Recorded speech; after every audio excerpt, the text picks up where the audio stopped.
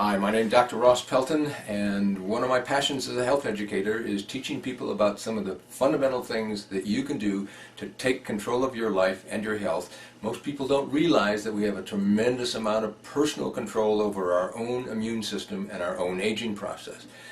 The topic I'm going to share with you today is one of my favorite nutritional topics, the trace mineral selenium.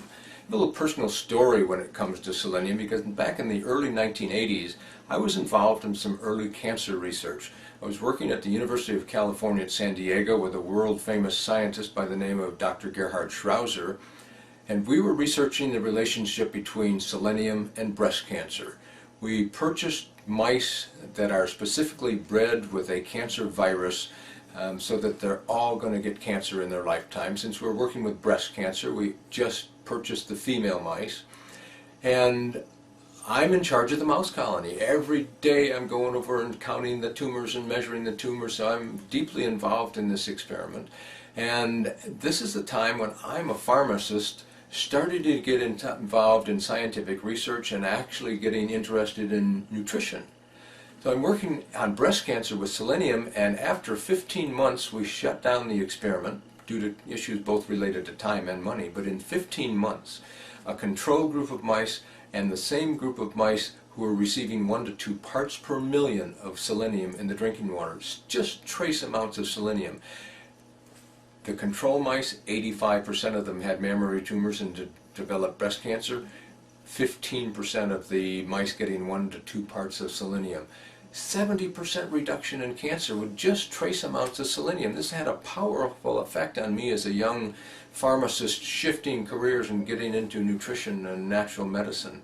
So selenium, I found out early in the 1980s, is a powerful anti-cancer nutrient.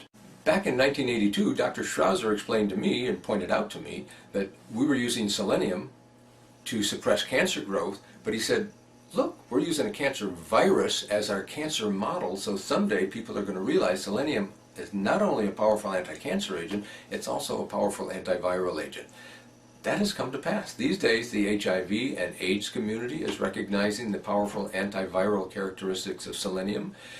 And some more recent research understanding the connection between selenium and its antiviral capabilities goes like this. They're finding out now that the genes in viruses require enormous amounts of selenium. So these genes are just blueprints that give a message, and the message in the viral genes is make a protein that has enormous requirements for selenium.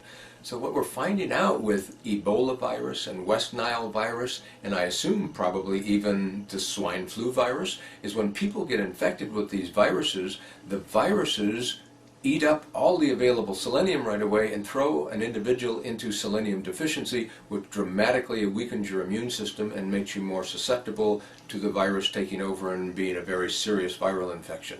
So what we're finding out, and there's some new science here that I'm going to share with you today, when a person is selenium deficient, you're much more susceptible to getting a viral infection.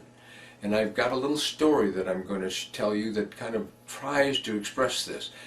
Here we've got a big, strong, 185-pound man, muscular, which represents an individual with adequate selenium, a strong immune system. And over here we have a little 15-pound dog that comes up and goes, yap, yap, yap, yap, yap.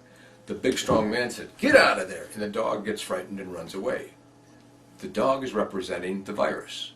Now a second example, we've got a weak little frail teenage boy, underweight and not muscular at all, and the same little 15-pound dog comes up and goes yap, yap, yap.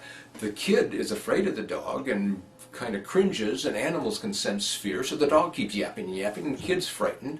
So that's the example of an individual with a weak immune system and the dog representing the virus.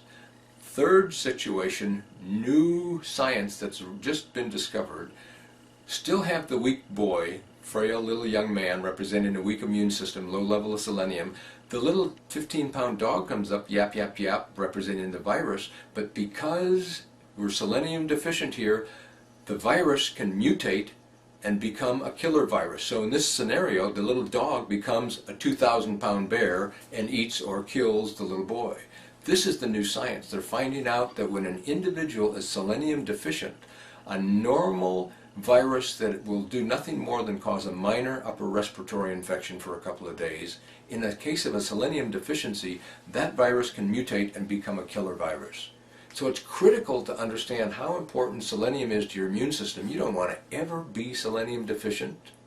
I'm recommending that people consume about 400 micrograms of selenium a day.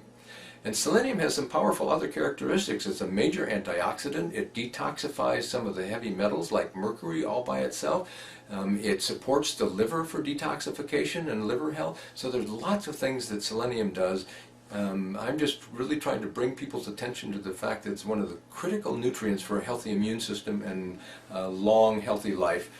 My recommendation in closing, 400 micrograms of selenium per day for adults. Thanks for listening. Take your selenium.